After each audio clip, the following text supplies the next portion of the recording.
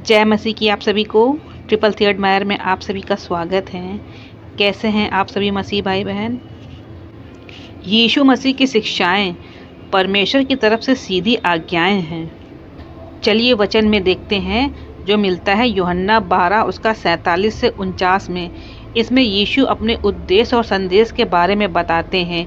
इन आयतों में यीशु यह स्पष्ट करते हैं कि उनका आगमन न्याय करने के लिए नहीं बल्कि दुनिया को बचाने के लिए हुआ है। साथ ही वे यह भी कहते हैं कि अंत में उनका संदेश ही लोगों का न्याय करेगा। आइए इन आयतों का विस्तृत हिंदी में विश्लेषण करते हैं। यूहन्ना 12 47 से 49 यीशु के शब्दों में उनके उद्देश्य और संदेश के बारे में बताती है। यह अंश विशेष रूप से इस बात को स्पष्ट करते हैं कि यीशु न्याय करने के लिए नहीं बल्कि दुनिया का उद्धार करने के लिए आए थे। यूहन्ना 12 उसका 47 से 49 पद कहता है, यदि कोई मेरी बातें सुनता है और उनका पालन नहीं करता है तो मैं उसे दोषी नहीं ठहराता, क्योंकि मैं दुनिया को दोषी ठहराने नहीं बल्कि दुनिया को बचाने के लिए आया हूँ।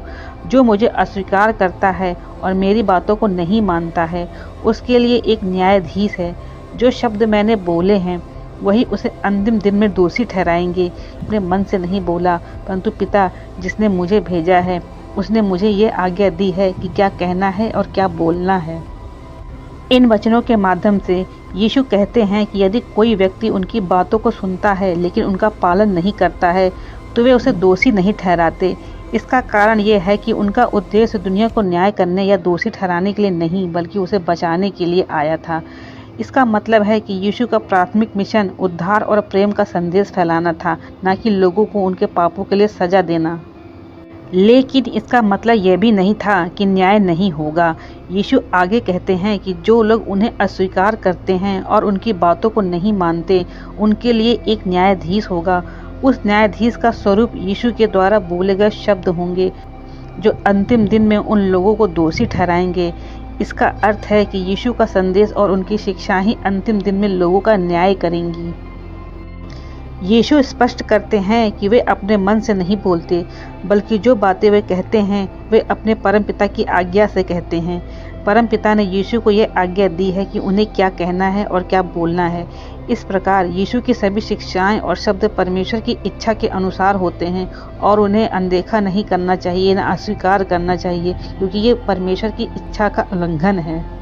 यूहन्ना 12 का 50 वचन कहता है, और मैं जानता हूँ कि उसकी आज्ञा अनंत जीवन है, इसलिए मैं जो भी कुछ बोलता हूँ जैसा पिता ने मुझसे कहा है वैसा ही बोलता हूँ। यह वचन कहता है कि यीशु के शब्दों का स्रोत स्वयं परमेश्वर है। यीशु कहते हैं वो जो भी बोलते हैं वह पिता की आज्ञा के अनुसार होता है। इसका अर्थ यह है कि यीशु की सारी शिक्षाएं, उनके सभी उपदेश और उनके द्वारा दी गई सभी बातें परमेश्वर का प्रतिफल हैं, परमेश्वर की इच्छा का प्रतिफल है। यीशु यहाँ पर एक महत्वपूर्ण बात पर जोर देते हैं कि परमेश्वर की आज्ञा अनंत जीवन है। इसका मतलब यह है कि परमेश्वर की आज्ञाओं का पालन करना और उन्हें मानना हमें अनंत जीवन की ओर ले जाता है। अनंत जीवन का अर्थ है एक ऐसा जीवन जो कभी समाप्त नहीं होता, एक ऐसा जीवन जो परमेश्वर के साथ अनंत काल तक चलता रहता है। जब यीशु कहते हैं कि वे जो कुछ भी बोलते हैं जैसा पिता ने उनसे कहा है वैसा ही बोलते हैं, तो वे सुनिश्चित करते हैं कि उनकी बातें और शिक्षाएं सीधे परमेश्वर से आती हैं और उनसे कोई भी व्यक्तिगत विचार या मत नहीं है।